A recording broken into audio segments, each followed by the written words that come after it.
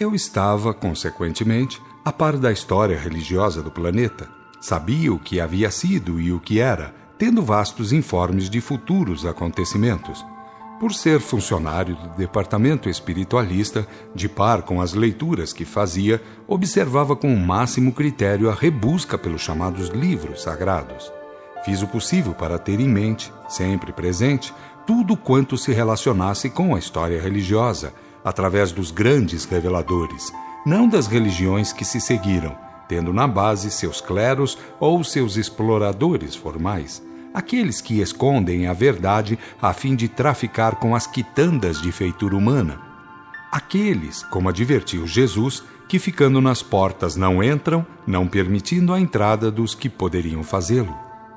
Lia e meditava, certa manhã, estirado à margem de maravilhoso lago em cujas límpidas águas formosos peixes havia, que faziam suas cabriolas e espadanavam enquanto nos ares das mais lindas e amigas aves cortavam rumos e enchiam a natureza de harmoniosos silvos, pios e cantos. Ali estava, ora lendo um pouco, ora apreciando a fauna maravilhosa, quando notei que aves e peixes rodeavam e atendiam a alguém.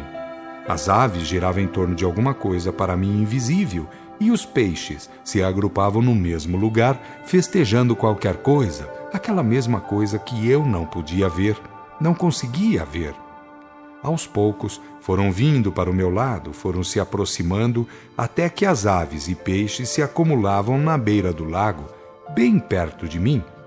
Comecei a sentir, então, divinal presença ao meu redor, sem ver nada. Vibrações sublimes me envolveram, fizeram-me entender que alguém ali estava desejando falar-me e que deveria ser alguém de grande postura hierárquica, algum dos grandes oficiais, como costumam ser chamados aqueles que são imediatos do Cristo ou de seus imediatos.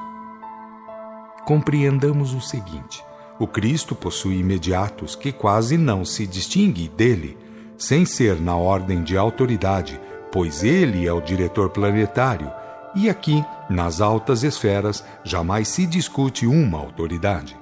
Tais imediatos, por sua vez, possuem tantos outros imediatos para os serviços que lhe competem na direção das esferas, nas zonas astrais, das regiões e seus múltiplos departamentos e serviços.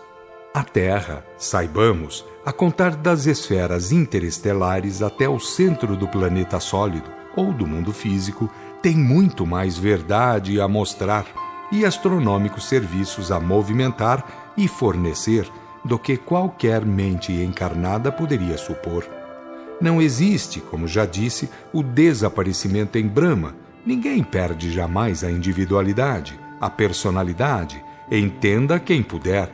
Essa é que vem a se constituir uniforme ou harmoniosa com a lei, marchando paralela sem jamais deixar de ser uma realidade distinta. É imperioso saber isto, para que mais tarde não haja dificuldade a ser defrontada. Em tal caso, ou consequentemente, a começar a função diretora do Cristo, temos uma variável cadeia de subfunções. Aos mais evoluídos, portanto, cumpre as mais altas funções. A estes é que se costuma chamar de grandes oficiais ou elevados mentores. Em verdade, eles executam a lei através do Cristo planetário. O Cristo é a síntese da lei, é o fiel da balança, representa a própria lei. Eu pensava estar na presença de algum grande oficial, portanto, sentindo aquela aura divinal ao meu redor, sem ver coisa alguma. O meu pensamento em dado momento foi ter no mensageiro de caçapa, naquele primeiro a nos visitar e instruir, quando estávamos perdidos, espavoridos, angustiados e desmoralizados. Foram aparecendo as cores mais belas e os ares se encheram de sons maviosíssimos. Tudo cantava e encantava. A terra que eu tinha debaixo dos pés, o ar que respirava, toda a natureza e toda a sua maravilhosa fauna. O lago estava em frenesi e o espaço vivia seu festim de revoadas. O mais alto céu parecia ter descido até aquela esfera. Tudo se fizera glorioso. Meu íntimo palpitava, estava sendo violentamente sacudido. O céu interior, ainda não despertado, parecia querer saltar e ir rumo ao céu exterior daquela maravilhosa e divinal presença. Encantado, subjugado, curvei-me sobre o chão festivo e chorei a impulso da maior das alegrias de minha história. Segundos passados, meiga voz ordenou-me: levanta-te, Raul, que o Senhor a ninguém deseja ver curvado. A inferioridade trabalha para encurvar o espírito, enquanto a verdade tudo faz para sustentá-lo, erguido, hirto e pronto a servir. Levantei-me, ainda soluçante, radiante de felicidade, e vi pela frente o grande amigo, o mensageiro de caçapa.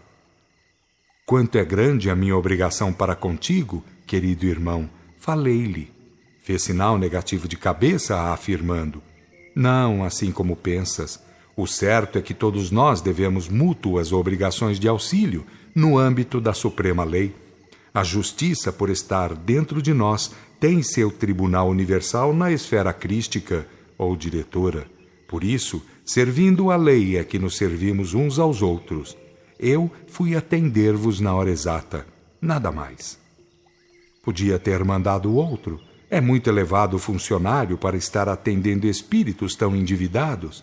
Sua presença aqui, por exemplo, eu a tomo em conta de subida graça do Senhor. Eu sei que muita distância nos separa, meu grande e querido irmão. Fez outra vez sinal negativo, dizendo: não deves pensar assim.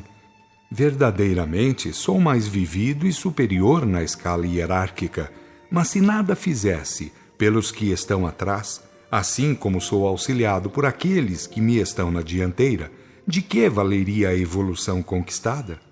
Demais, Raul, temos serviços a prestar, eu desempenhando a função de mensageiro de caçapa, que por sua vez é imediato direto do Cristo, e tu como intermediário entre nós e os encarnados. Aproximam-se os dias em que teremos de agir muito a fim de preservar as conquistas feitas e fazer a humanidade marchar no encalço de mais avançados conhecimentos. Venho da parte de caçapa, pois um dos nossos, que está encarnado, de quem já falei, queima na carne os últimos esforços. Está a findar o tempo de sua encarnação e novos rumos teremos que imprimir ao movimento espiritualizador, aproveitando a influência marcante que o seu esforço conseguiu erigir no seio do povo indiano. Compreendo, meu grande amigo. Tenho visitado todos os rincões da terra e tenho apreciado o tremendo esforço das falanges do Senhor. A semeadura é vastíssima, creio que jamais em tempo algum foi tão profunda e intensa. A terra vive dias de tremendas convulsões e o céu lhe envia os recursos necessários, a fim de que os menos fiéis à verdade, mal usando o sagrado direito de livre-arbítrio, não ponham a perder os mais belos frutos da cultura espiritual de todos os tempos. Logo estaremos trabalhando mais sobre o Extremo Oriente, embora tudo faz crer na perda de muitos esforços, pois a imprudência de alguns projeta à humanidade a mais tremenda hecatombe de todos os tempos. Cumpre-nos trabalhar por aqueles que se queiram apresentar melhor, revestidos ao banquete da vida. Começaremos forçando ambientes aqui e ali, pois lá se acham prontos aqueles que encarnaram para o devido fim. Assim foi feito na Europa e na América, assim será levado a cabo no Extremo Oriente. Nossas falanges de servos da verdade estão preparadas, só faltando a palavra de ordem da diretoria planetária. E como temos conhecimento do tempo em que se aproxima, aqui estamos, em cumprimento de ordem superior. Rendo graças a Deus por essa oportunidade. Prezo ver aquele povo numeroso, de certo modo tão profundamente devotado à causa do Espírito, atingido pela fortunosa oportunidade revelacionista. De minha parte, pode estar seguro, tudo farei pelo batismo de Espírito. Depois de muito raciocinar e verificar o elevado grau de materialismo afrontoso e cruel atingido pelo Ocidente, não posso conceber melhor defesa dos troféus espirituais, conquistados através de todas as jornadas humanas, do que seja o culto do intercâmbio entre os dois planos da vida. A minha compreensão da obra do Cristo é um tanto tardia, não deixo de reconhecer. O Cristo do Ocidente, para mim, valia por aquilo que continha dos ensinos búdicos. Agora, consciente da sua singular função missionária, rendo graças por ter vindo a conhecer e rendo graças pelo fato de poder servir na grande causa. Demais, quero confidenciar que satisfação é poder falar com os irmãos encarnados, falar a respeito da imortalidade, dizer-lhes do mundo espiritual, da família que continua e dos amigos que se fazem muito mais amigos. Quanto é consoladora a revelação, o intercâmbio. A nuvem gloriosa foi se afastando, aquela aura de luzes argentinas foi se apagando, sumindo. De longe vi um sussurro, a despedida. Até breve, em tempo virei, em tempo voltarei. Fiquei só, à margem do lago, a fitar os peixes e as aves. Meu coração trepidava, pairava nos píncaros da mais excelsa vibração. Dentro de mim, no templo de minha consciência, uma prece era feita. Levantava-se e oferecia-se à Brahma. Todo o meu ser era uma só vontade: viver para ser útil, para encaminhar irmãos aos mesmos supremos gozos de espírito.